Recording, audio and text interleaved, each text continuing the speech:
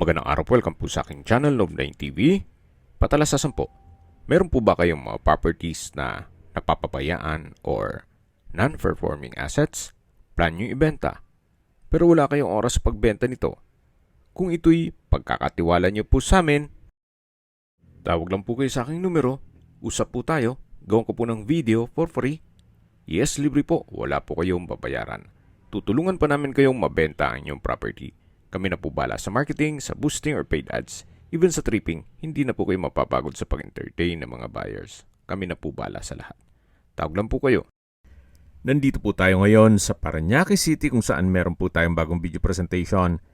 Isang brand new modern design house and lot na may 4 bedrooms at 4 toilet and bath. May lot area po ito na 84 square meters at may floor area na 128 square meters. May garahe na siya. Then, pocket garden. Modern at industrial design po siya. Yan po yung daan. At ilang steps lang po ay nasa highway na po kayo na kung saan kumpleto na po doon lahat ng business establishments. Ito po yung tinutukoy ko na garahe. Then yung pocket garden. Kakasya po ang isang SUV. May concrete fence na po at steel gate. At ito naman po yung main door na meron pong smart lock. Samahan niyo po ako. Pasok po tayo. Ito po yung living area o salas. Yan po yung hagdan.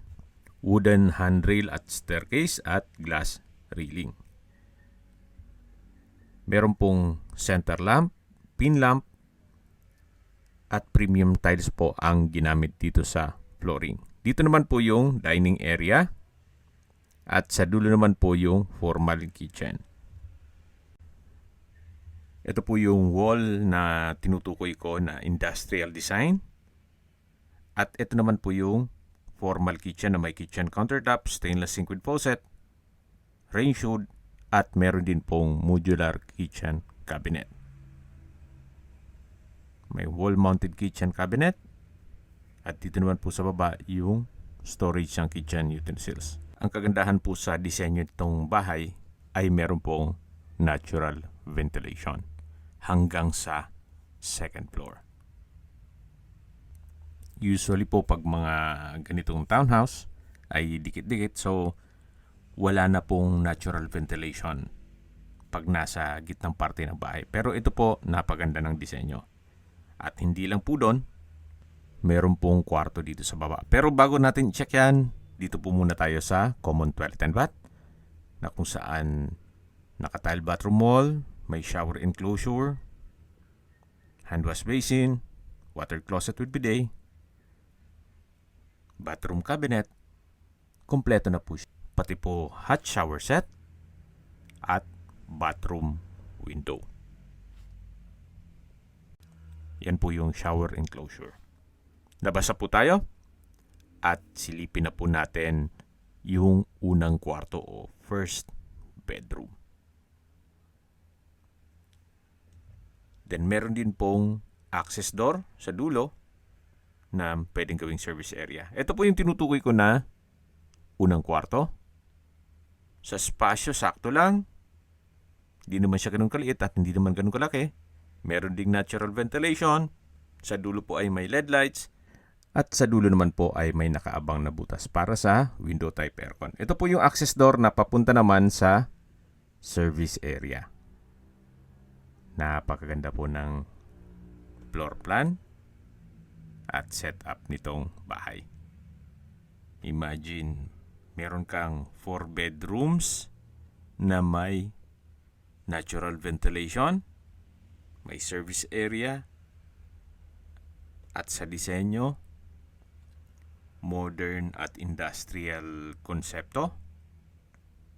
Yan po ulit yung common toilet and bath. Dito naman yung formal kitchen. Then may access naman po na parang open lanay na rin yan na para sa natural ventilation. Ito po ulit yung dining area, then yung living area, At ito naman po yung hagdan na dinaanan natin kanina. Ito po yung naka-wooden staircase at handrail. Then, glass railing. Samahan niyo po ako. Akyat po tayo. Mapansin niyo po, hanggang dito sa second floor, itong wall ay industrial design. Then, premium tiles din ang ginamit dito sa flooring. Yan po yung hallway. At ito naman po yung second bedroom. Naka-wooden door.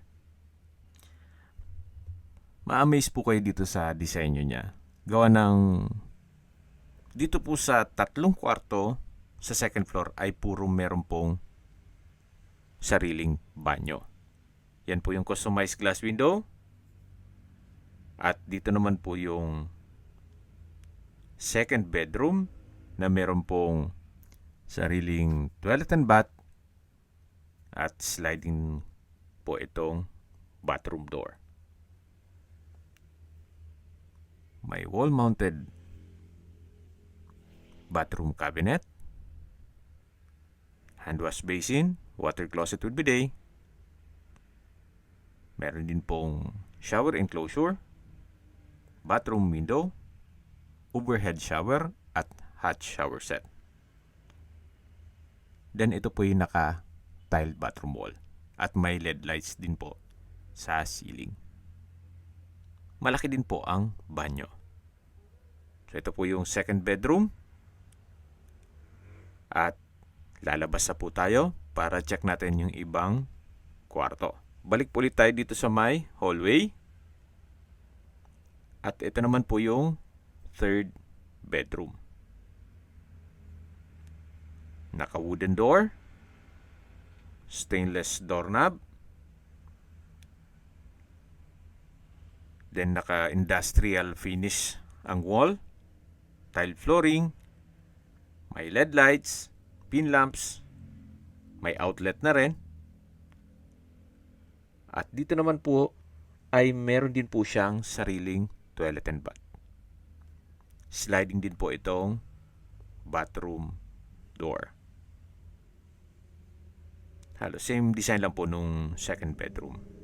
Meron din po itong hand wash basin, nano block faucet, vanity mirror, water closet with bidet, shower enclosure, overhead shower, at may hot shower set. Meron din pong bathroom window at naka-tiled bathroom wall. Ito po yung banyo o toilet and bath ng third bedroom. Labas po ulit tayo dito sa may hallway. At dito naman po yung fourth bedroom. Napakalaki po ng espasyo. Tile flooring. Maganda pagka-finish nitong wall at ceiling. May center lamp, pin lamp. May outlet na rin po. At meron din po itong sliding bathroom door. Same design nung second and third bathroom. May hand wash basin, water closet with bidet,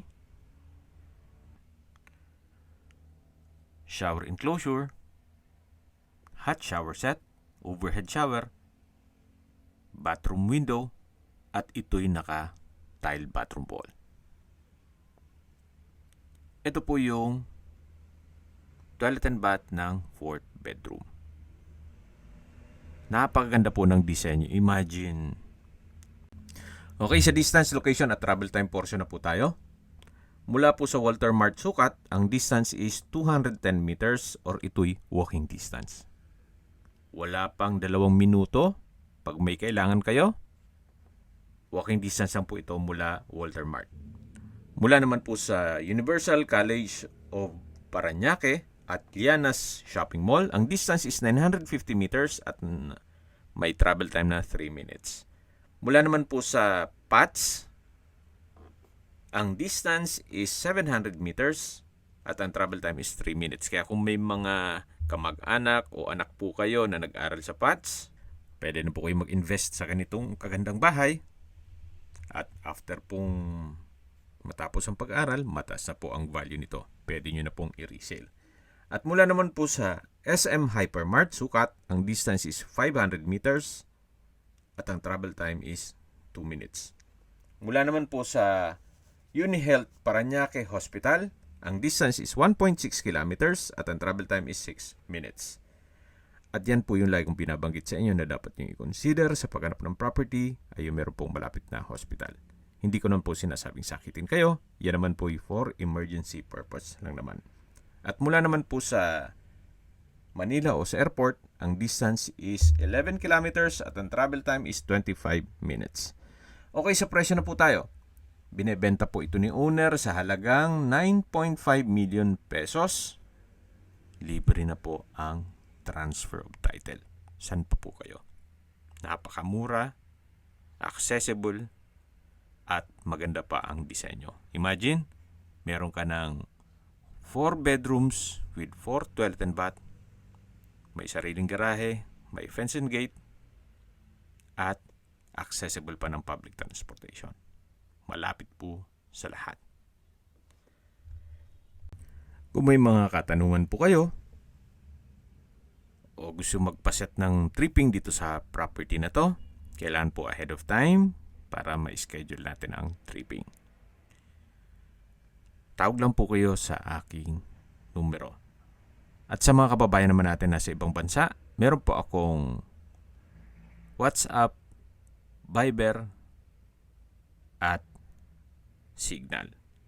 Same number lang po, 0917 316 3399.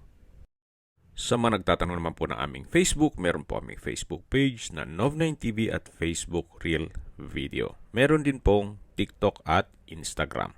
May ibang YouTube channel po kami, the Nov9TV channel,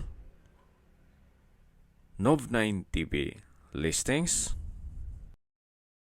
Nov9TV On The Spot, Nov9TV Updates,